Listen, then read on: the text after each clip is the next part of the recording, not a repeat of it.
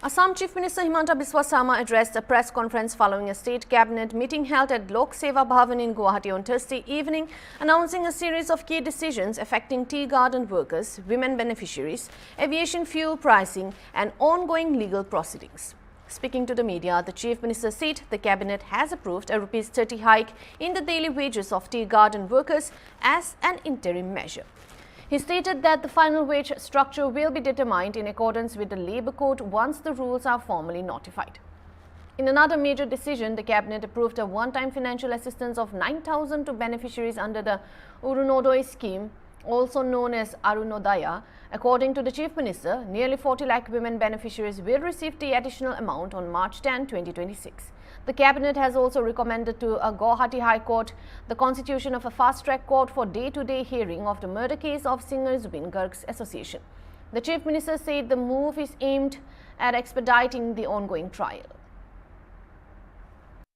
Today, Assam Cabinet has increased the daily wages of tea garden workers by 30 rupees as an interim measure.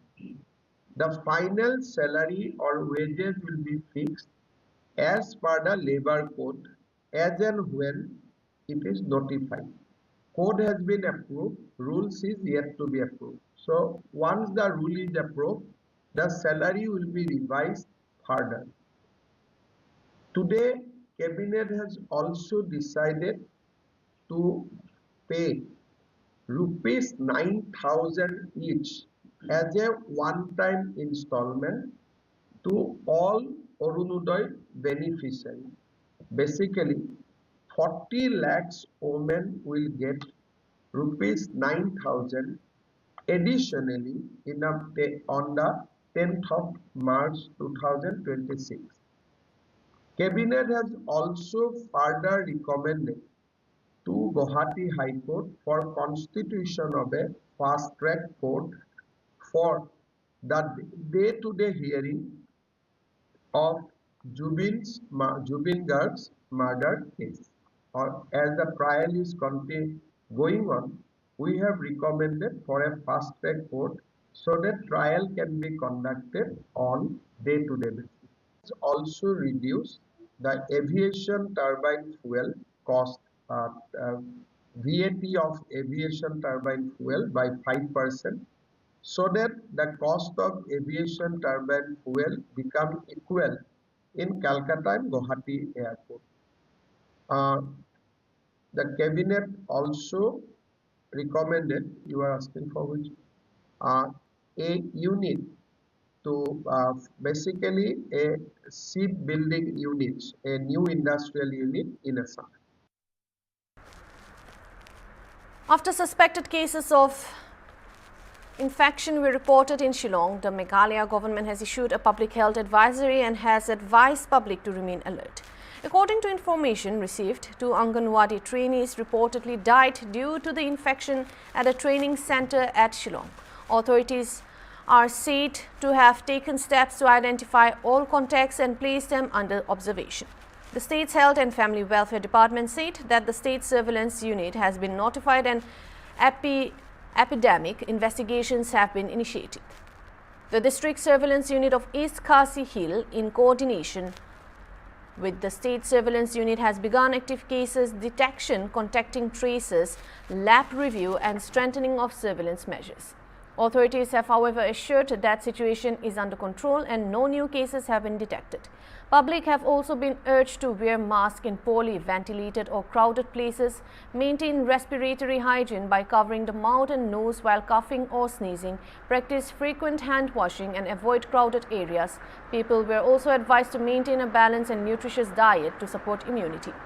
Public are cautioned to remain alert for symptoms such as sudden high fever, headache, vomiting rapidly, spreading rash, pale or bluish skin and neck stiffness, and also to seek immediate medical attention if any symptoms appear.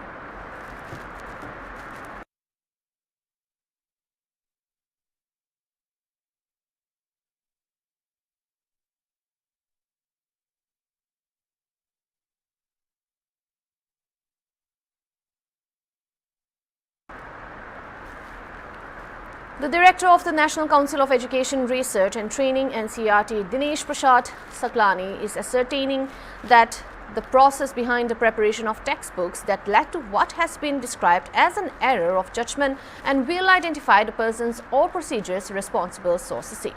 The development comes amid a controversy over the inclusion of a sub-chapter titled Corruption in the Judiciary in a Class 8 social science textbook. The Supreme Court of India has taken strong exception to the content and initiated suo motu proceedings. A bench led by Chief Justice of India, Justice Surya Kant, issued show cause notices to the Secretary of the Department of Education and Literacy and NCERT Director Dinesh Prasad Saklani, seeking an explanation on why action should not be initiated under contempt or other applicable laws. The Apex Court has also imposed a blanket ban on the contentious section and sought records of committee that approved it. NCERT has since withdrawn distribution of the textbook and issued an apology stating that the material would be reviewed and revised following due consultation. Union Education Minister Dharmendra Pradhan has expressed regret and said that the government has no intention for contempt of judicial system. Supreme court में एक मामला आया है जिसमें judgement आया है कि supreme court ने एनसीईआरटी के ऊपर में कहा है कि ये माफ करने लायक नहीं है। इस पे आप क्या? हम न्यायपालिका का अत्यंत आदरपूर्ण सम्मान करते हैं। जो भी हुआ वो अत्यंत दुर्भाग्यपूर्ण है। मैं उसके लिए व्यक्तिगत तौर से और सरकार की ओर से खेद प्रकट करता हूँ। जैसे ही मेरे को पता चला 2 दिन पहले, एनसीईआरटी को मैंने तुरंत निर्देश दिया, सारे किताबों को विड्रॉ किया जाए, उसको रद्द किया जाए। हमें कोई मंशा नहीं है, कोई उद्देश्य ही नहीं है हमारी संवैधानिक व्यवस्था में न्यायपालिका को अवहेलना करना। जो भी न्यायपालिका ने कहा, जो भी आदरणीय सुप्रीम कोर्ट ने सरकार को आदेश दिया है, उसको पूर्णतः पालन किया जाएगा। उसके उपरांत मैंने दायित्व दिया है हमारे विभाग को, सचिव को, कि एनसीईआरटी में किसने इस प्रकार की गैर जिम्मेवार किताब चैप्टर को जोड़ा, किताब में चैप्टर को जोड़ा, उसको संज्ञान में लिया जाए, उस पे कार्रवाई किया जाए। हम उसको गंभीर। In a proud moment for the state of Meghalaya, 2 companies from Raboy district have received a prestigious award on MSME in New Delhi. The awardees include Basuba Broom Company Limited, based in Khelhumsam, Raboy district, which is engaged in the production and marketing of processed broom grass, Sinsar, and an Erie Wave Private Limited, a company owned by Kong Laisa Rimbai of Dongkulu village, Raboy district, which manufactures and markets Erie yarn and Erie fabrics in various designs. The 2 companies received the award on February 26 at a meeting held at the Ashok Hotel, Delhi. The awards were conferred during the 9th Business Membership Organization MSME event organized by the Ministry of Micro, Small and Medium Enterprises, Government of India. The MSME Ministry, through its cluster across various states in India, undertook a thorough evaluation of companies based on their production activities, marketing performance and overall contribution before selecting outstanding enterprises from different states to receive the awards. The awards were presented by Manoj Tiwari, Member of Parliament from Delhi. Hari boy kam tam hari boy district jongi ka dega jaka ka ba bha ba mo ka ba da thung unu long ko masuang no tingi de ban long ki ba smart ki ba tracy tom ho kan don ka jing e ki ba bon kam tam ha ka yeu ka hat re ngim de yak ban no man sim gin ya trei lang ngin ya pan jing mut lang ba da leng ba jong ka jing ya trei lang ko jongi la kan ban kan tiu i we pat de ka ta hi ka de ka jing ai man sim jong ai ki bang i de ban ya kan tiu i we pat nga ngia dan mentang ni hapo Ashok Hotel po New Delhi tinggi wan sene nak mentang ni ka wek program ka ba la penyat dak foundation of MSME te ka de ka responsible business membership organization award te ya ka ba ngi arteli ki organization ki company na po Raboy Meghalaya mangi ka Erie Private Limited bat ka basuba ngi yo ya kan ka award kan ka si Toga teng jonga kade pensai masyering ngawan sinisha Delhi po Ashok ani New Delhi nak benta bon sim ya ka award ngi yo ngi Sikkim taksi ba babun tli ki FPC ki company ki ka ba kila nomini yangi kaba suba brum producer company kaba kumba baro ngilatip baganeka basuba kadan haklim stem tengi penpau si kadai ya kejing snow komen kaba crown namar bingilayo kat kaneka award kaba he hakaneka sngi kum si benta ban aimen sim yangi ki nong yalam kamtam bat kumju ru ya ki nong rep ki bade na than galaya bat kamtam na ka ribhoi ke jongi hi barok gawe ka basuba brum producer company ka trekam nak benta ban penmi ya sensar kamtam kum bangitip bah po ribhoi jongi sensar u mi bha hakine ki kamtam hakine ki ayom ki bamenta ni ai khuble ya kana bat ke balai lam lenti na do arajar arpuai hadu laisne menta ni ai kublei namar bakal petinuntit hadu ba basuba kala im menta kala he bat kala la ru ban yalam lenti ya upaj ba nongrep ni ngo kemen om tang mangi ki buan shim ya ka awat re ngi ngi scam ba baro ki directors ki chairman bar bat kumju ki bade na ka than ka dong ribhoi bat kumju ka Meghalaya hi bar ko we ngi dap ka jing sokmen ka bakraw ban wan shim ya ka award ka bala nominate yangi mentakasngi. Under the aegis of Union Ministry of Youth Affairs and Sports, National Institute of Technology Silchar organized Viksit Bharat Youth Parliament for Cachar district on Friday. The theme for discussion among youths was 50 years of emergency and what lessons the Indian democracy has learned. Many youth took an active part in this discussion and the winners would go on to compete at the state level. The chief guest present was Vice-Chancellor of Assam University, Professor Dr. Rajiv Mohan Pant. The honoured guests present were Director of NIT Silchar Dilip Kumar Baidia and Associate Professor Mandala Bhushan of NIT Silchar. Ashok Dev, Dr. Sashi Kumar Das and Dr. Manoj Ghosh was present as jury members in the program. After lamp lighting and welcome speech in the inaugural session, the competition was formally inaugurated. Winners was awarded certificates in the concluding session who then would compete at the state level.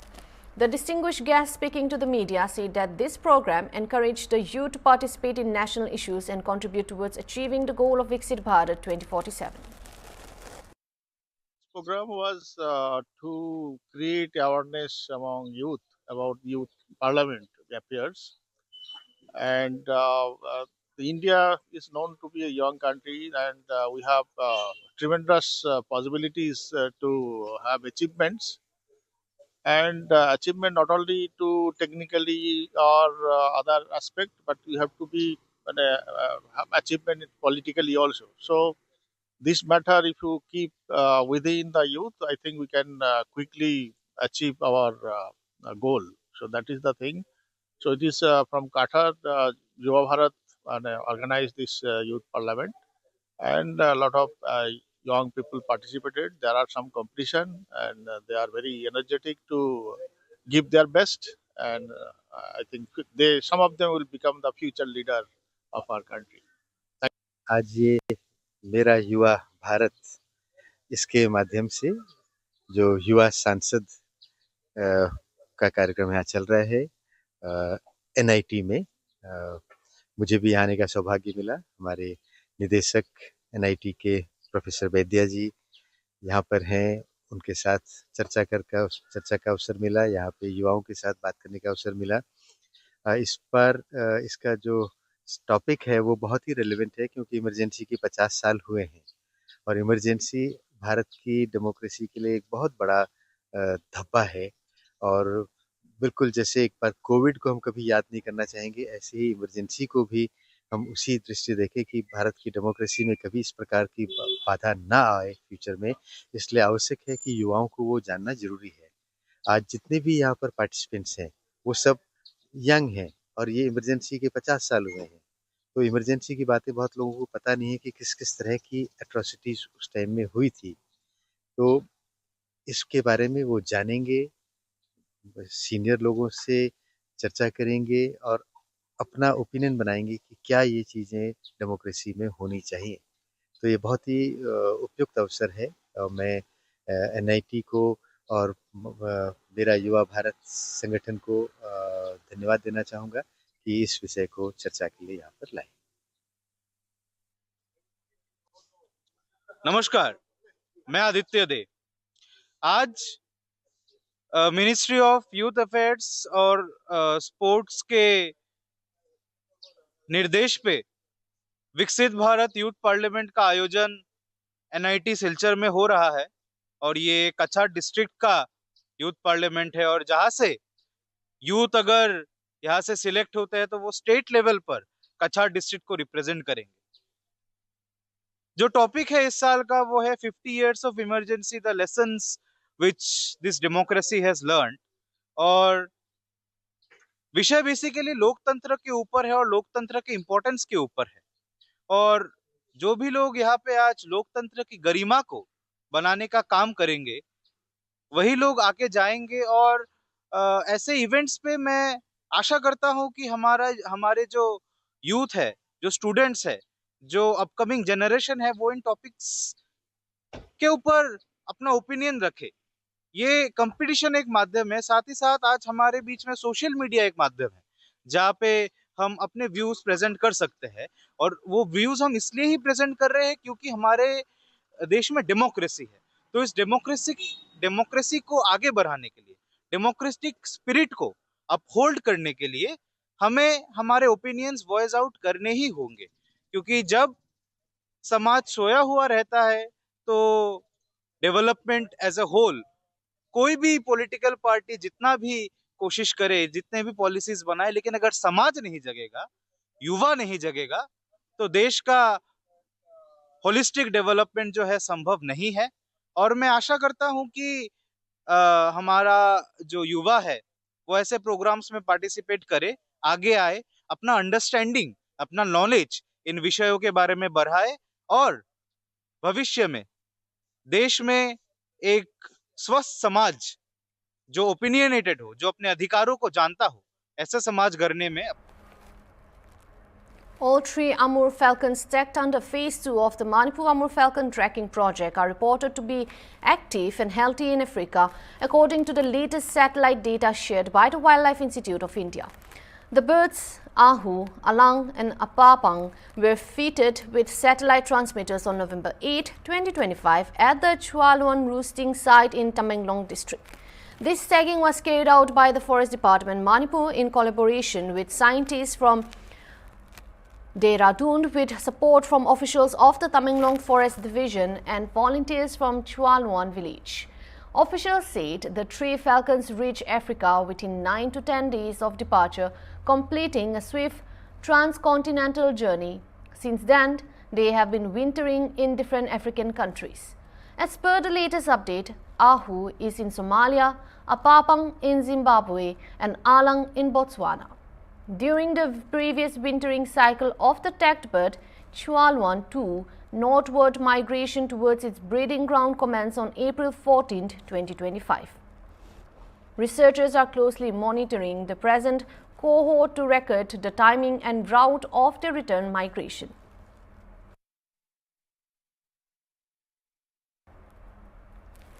A series of earthquakes and tremors have caused panic in Sikkim during late February 2026, with multiple jolts reported on Thursday and early morning on Friday. Sikkim experienced a 3.7 magnitude early this morning at around 4:10 a.m. local time, causing panic among residents.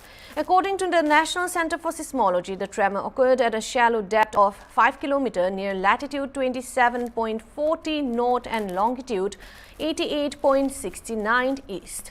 Many people reported feeling strong tremors across different parts of the state, and in recent times, frequent earthquake tremors have been felt in Sikkim.